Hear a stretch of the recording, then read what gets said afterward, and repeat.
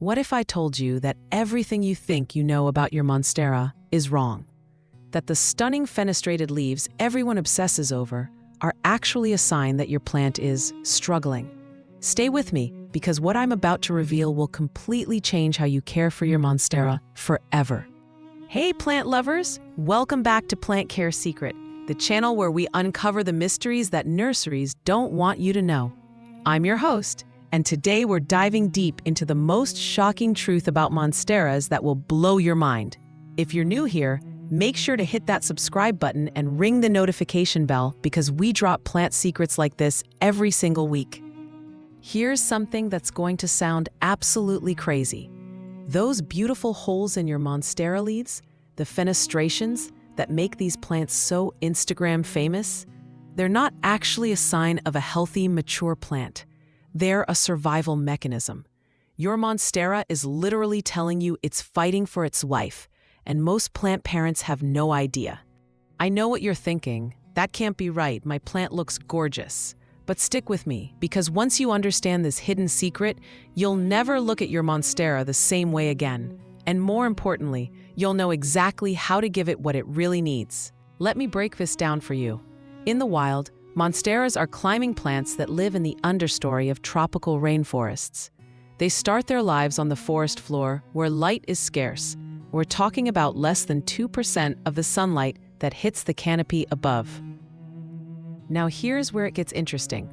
Those iconic holes, they develop as the plant climbs higher and encounters stronger wind currents. The fenestrations aren't just for show. They're wind resistance adaptations. But here's the kicker. They also develop when the plant is stressed by inconsistent light conditions. Your indoor Monstera is creating those holes because it's trying to survive in an environment that's constantly changing. Every time you move it, every time the seasons change the light in your room, every time you water it differently, your plant is adapting, and those beautiful holes are its way of saying, I'm doing my best to survive here. But wait, it gets even more mind-blowing. Drop a comment below and tell me, have you noticed that some of your Monstera's newer leaves have more holes than the older ones? If so, you've just witnessed this survival mechanism in action, and I'm about to tell you exactly what your plant is trying to tell you.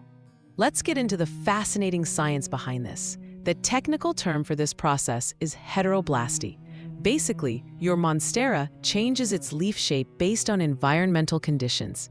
Juvenile plants in low light produce solid, heart-shaped leaves to capture as much light as possible. But as they encounter variable conditions, which includes the ever-changing environment of our homes, they start producing fenestrated leaves. The holes serve multiple purposes. They reduce the leaf surface area that wind can catch. They allow light to filter through to lower leaves, and most surprisingly, they actually help the plant conserve energy. Creating and maintaining large, solid leaves takes enormous amounts of energy. By creating strategic holes, your Monstera can have large leaves without the massive energy cost. But here's what nobody tells you. If your plant is producing heavily fenestrated leaves indoors, it's working overtime to adapt to stress. It's not thriving, it's surviving.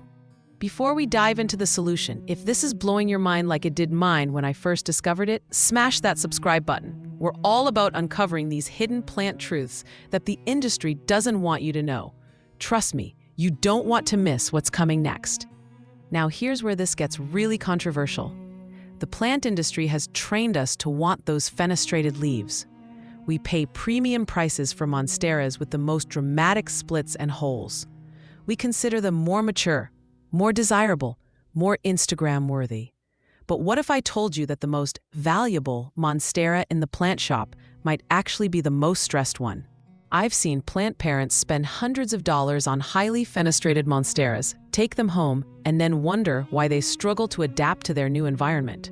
Meanwhile, the boring, solid-leafed Monstera in the corner that nobody wanted, that's often the healthiest, most adaptable plant in the entire shop.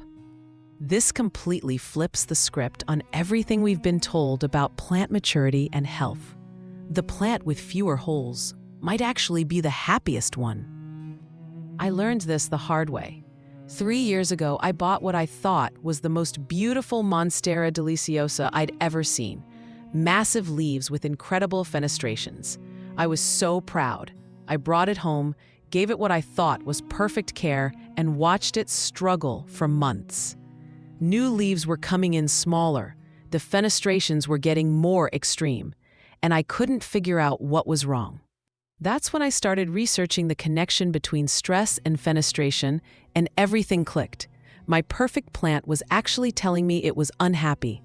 Once I understood what it really needed, which I'm about to share with you, everything changed. So what does your Monstera actually need to thrive instead of just survive? It's not what you think. First, consistency is king. Your Monstera doesn't want to be moved around, rotated constantly, or have its watering schedule changed weekly. It wants to establish a routine and stick to it. Pick a spot with bright indirect light and leave it there. I know it's tempting to move it to get the perfect Instagram shot, but every move is stress. Second, and this is crucial, humidity isn't just nice to have, it's essential. In its natural habitat, humidity levels stay around 60 to 80%.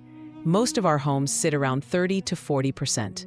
This massive difference is one of the biggest stress factors causing excessive fenestration. Your plant is literally trying to reduce its leaf surface area because it can't maintain proper moisture levels. Speaking of plants that have hidden secrets about their care, you absolutely need to check out our video on the hidden secret of the snake plant nobody tells you. I'll link it in the description and put a card up here. That video reveals another shocking truth that will change how you care for one of the world's most popular houseplants. Third, let's talk about support. Here's something most people don't realize. Monsteras are climbing plants. In nature, they use aerial roots to attach to trees and climb toward the light. When we grow them without proper support, they're constantly trying to find something to climb on. This search behavior actually triggers stress responses, including, you guessed it, more aggressive fenestration. A moss pole isn't just decoration, it's a necessity for a truly happy Monstera. And not just any moss pole. It needs to be thick, sturdy, and kept consistently moist so those aerial roots can actually attach and do their job. Fourth, the watering secret nobody talks about, it's not about frequency, it's about consistency and quality. Monsteras hate wet feet, but they also hate completely drying out. The sweet spot is consistently moist, not wet soil with excellent drainage. But here's the kicker. Water quality matters more than most people realize. Tap water with high mineral content can stress these plants over time. Quick question for the comments. How many of you have been using tap water for your Monstera? And have you noticed the leaf tips browning or new growth coming in smaller? There's a connection, and I want to hear about your experiences. Now let me share some advanced secrets that even experienced plant parents don't know. Temperature stability is massive. Monsteras can handle a range of temperatures, but fluctuations stress them out. That spot near the heating vent or air conditioning unit, it's creating microclimate stress that triggers survival mode. Aim for consistent temperatures between 65 to 80 Fahrenheit. Here's another secret. The direction of fenestration can tell you about light conditions. If the holes are primarily on one side of the leaves, your plant is trying to optimize light capture from a specific direction. If fenestrations are random and excessive, it's general stress adaptation. And here's something that will blow your mind. You can actually reduce fenestration by optimizing conditions. I've seen Monsteras that were producing heavily fenestrated leaves start producing more solid leaves once their environment was stabilized. The plant literally calms down. Now, I know some of you are thinking, but I love the fenestrated leaves. Are you telling me I should want a plant without them? Not exactly. Mature Monsteras in optimal conditions will still produce some fenestrations. That's natural. The key is understanding the difference between healthy, mature fenestration and stress-induced fenestration. Healthy fenestrations are symmetrical, well-proportioned, and appear on large, robust leaves. Stress fenestrations are often irregular, appear on smaller leaves, or are so extensive that they compromise the leaf structure. Learning to read these signs is like learning to speak your plant's language. If you're finding this information as mind-blowing as I did when I first discovered it, you're gonna love what else we have coming on this channel. Hit that subscribe button, and join our community of plant lovers who want to go beyond basic care tips and really understand their plants. Let me give you a practical action plan. If you have a Monstera right now, here's how to apply this knowledge. First, assess your current setup. Is your plant getting consistent, bright, indirect light?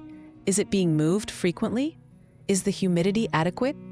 Is it supported properly? Second, make changes gradually. Don't shock your plant by changing everything at once. Start with the most critical issue, usually humidity or support, and give your plant time to adjust. Third, watch the new growth. This is your report card. If new leaves are coming in larger with less erratic fenestration, you're on the right track. If they're getting smaller or more heavily fenestrated, you need to reassess. Fourth, document the changes. Take photos of new leaves as they unfurl.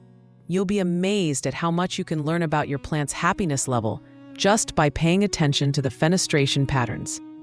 Let me quickly address the biggest mistakes I see people making once they learn this information. Mistake number 1, trying to fix existing fenestrated leaves. You can't change leaves that have already developed. Focus on creating optimal conditions for new growth. Mistake number 2, panicking if their plant produces fenestrated leaves. Remember, some fenestration is normal and healthy. It's about reading the overall patterns and plant health. Mistake number 3, assuming that less fenestration always means better health. A mature Monstera in perfect conditions will still produce some fenestrations. It's about quality, not just quantity. This hidden secret about Monsteras represents something much bigger in the plant world. We've been conditioned to value appearance over health, Instagram-worthy features over actual plant wellness. The plant industry profits from our desire for dramatic, eye-catching plants, even if those features indicate stress. But when we understand what our plants are really telling us, we can give them what they actually need instead of what we think they should want. And here's the beautiful irony. Plants that are truly healthy and happy are more beautiful than any stressed plant could ever be. I want to share some success stories from our plant care secret community. Maria from Florida followed this advice and watched her Monstera transform over 6 months. The new leaves went from small and over-fenestrated to large, robust leaves with balanced, elegant fenestrations. James from Canada said this completely changed his relationship with his plants. He stopped chasing the perfect, fenestrated look and started focusing on plant health, and his collection has never looked better. If this video has opened your eyes to a completely new way of understanding your Monstera, I need you to do 3 things right now. First, hit that subscribe button and ring the notification bell. We're building a community of plant parents who want to go deeper than surface-level care tips. Second, share this video with any plant parent you know who owns a Monstera. This information could completely transform how they care for their plants. Third, let me know in the comments. Are you going to look at your Monstera differently now? What changes are you planning to make? Remember, every plant in your collection is trying to communicate with you. The secret is learning to listen. Next week, we're diving into another controversial topic: why fertilizing your houseplants might actually be harming them. Trust me, this one is going to shock you even more than today's revelation. And don't forget to check out that snake plant video I mentioned earlier. The hidden secret I reveal there will change everything you thought you knew about one of the most beginner-friendly plants. Until next time, keep growing, keep learning, and remember, your plants are always talking. Now you know how to listen. Thanks for watching Plant Care Secret. Subscribe for more hidden plant truths, and I'll see you in the next video.